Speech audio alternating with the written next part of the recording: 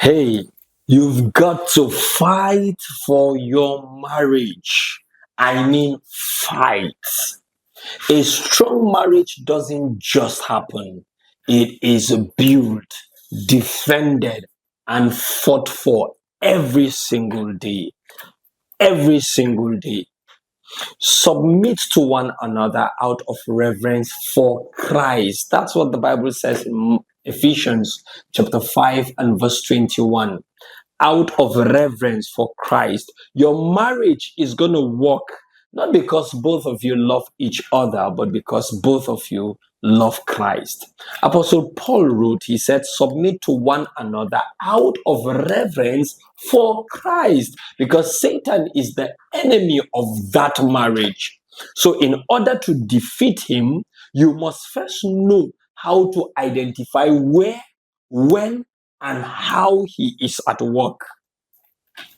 As long as you focus on fighting each other or blaming yourselves, your marriage will continue to slide into further misery with each every time you have a request declined, a failed request for intimacy, unmet expectations. Every time each day that you spend hopelessly wishing your spouse would change, or any of those expectations, just make the marriage slide into trouble much more. Sure, you need to learn better communication and learn how to forgive, learn how to manage your money problems. But when you see these things as being sent from the same evil source, you can fight them so much more effectively.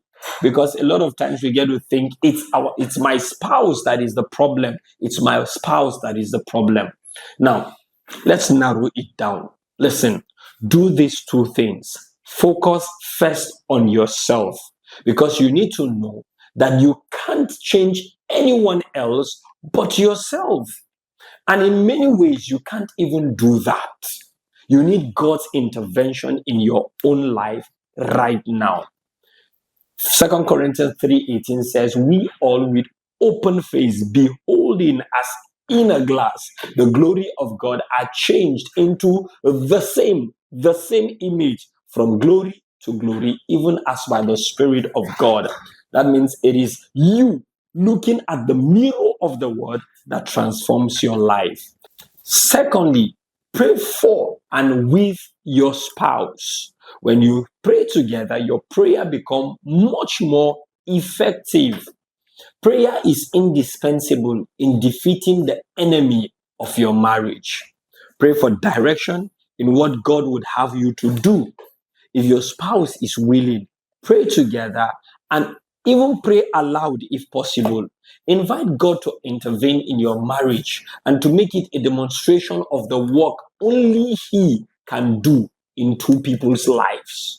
You have limitation only to your life, but God can work in both lives at the same time. The truth is that you can experience Christ's victory in that your marriage. The grass isn't green on the other side. Listen one more time.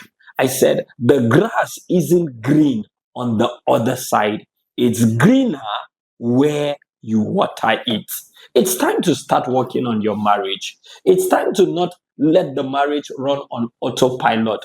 Marriages don't work at themselves. Men work at them. Like someone once said, guns don't kill people. People kill people. Marriages don't break themselves. It takes two to tango. God bless you. Peter Achoji is my name.